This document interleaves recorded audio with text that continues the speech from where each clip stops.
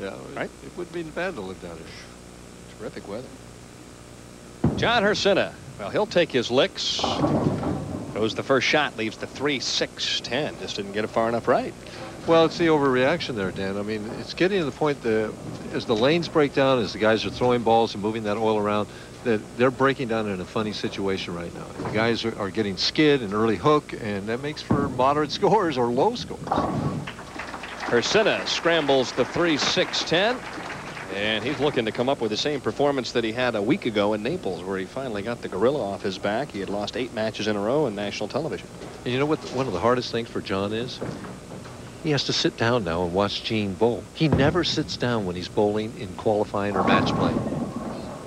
Stus tries to get the light shaker. A 7-pin wiggles back and forth, but will not fall. Well, that does throw your timing and your tempo off. Well, it's just his personality. He doesn't like to sit. He's fidgety. I mean, the feet are pounded right there. I mean, he wants to get up and move around. He can't do it. It's against the rules right now. Really?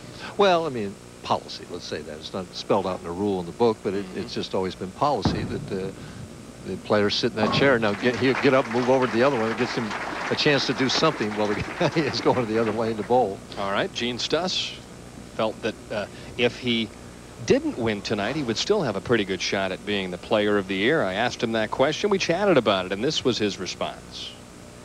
No, I don't feel I have to win. I've had a pretty good year, and even though I missed the last 2 tournaments, I've got 2 titles. John wins, he'll have 2. Either John wins, I'll have 2 titles, and it'll just make it close. I don't know if I have to win to get bowler of the year, but it'll make it close. All right, now all Gene has to do is get Ron Bell's pinwheel out, spin the dial, and try and figure out how to make the bucket. Well, I made it on this lane. If he can make it, then certainly. I hope Gene was listening. Hope Gene was listening when you had that tip. Yeah. Well, Ron, I'm sure he's got a spare pinwheel there for him. Oh, yeah. Never a doubt. I don't think Gene's ever missed an average builder. 3 years ago, he was only averaging 170. All right. Well, maybe not. Maybe not. Like Yeah. 220. Hricsina never wastes much time loading up and letting it go. All right, he's finding the same problem. He's trying to get deep and turn it more, but that ball hooked early. Well, he didn't give that the room that he needs to give it on that right lane. The ball is not going to hold pockets. You've got to circle.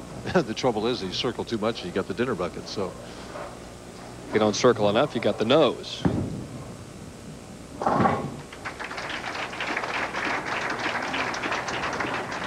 There's Kevin Krause and his wife Marianne. Did an excellent job here this week. Again, 1,200 Pro-Am entries your first tournament. Plus, he got the whole community involved with the tournament. Yeah, people have really enjoyed the players without question, and the outstanding bowling. Hricsina with a strike. Hard to believe he made the finals by a single pin and ended up second. Just snuck in there. Look at this power. Just rips the cover off the ball. 6-pin just kind of leans on the 10. There we see from 15 out to 5. 10 boards. Dream on, Mr. D. Dream on. Stus with a strike of his own. 2 of the top players on the PBA Senior Tour. Who will be the star next year? Be a bunch of brand new 50-year-olds coming out here trying to spank the big 3. That's true. Gary Dickinson will be out.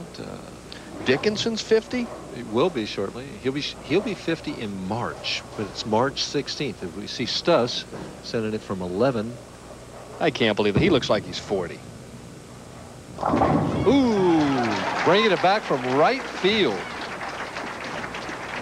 Gene-Stus with a double answers back. Has an 8-pin lead. Now let's see if John-Hricsina can warm up here on the right-hand lane.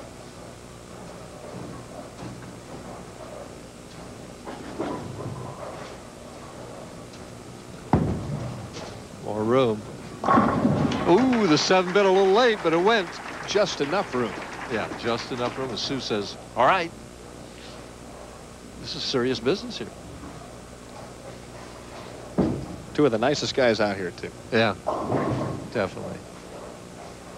2-pin match. Hricsina could take the lead.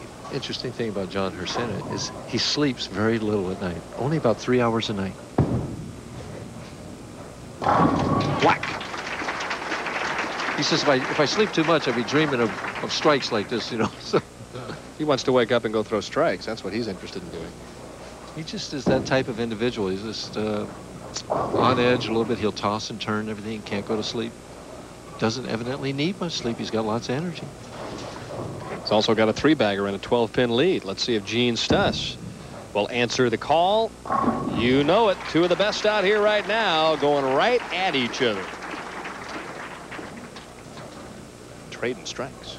Stus has evidently figured out what he needs to do on this right lane.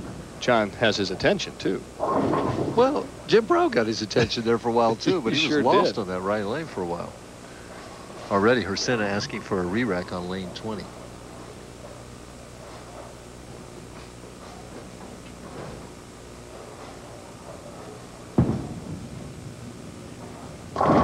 Boy, that was a good shot.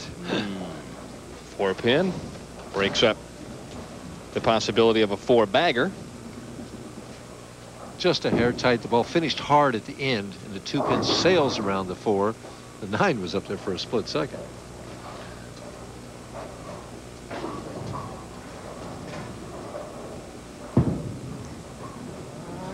Oh, what a mistake. He missed the 4-7 earlier when he left the 4-6-10 in the 10th frame.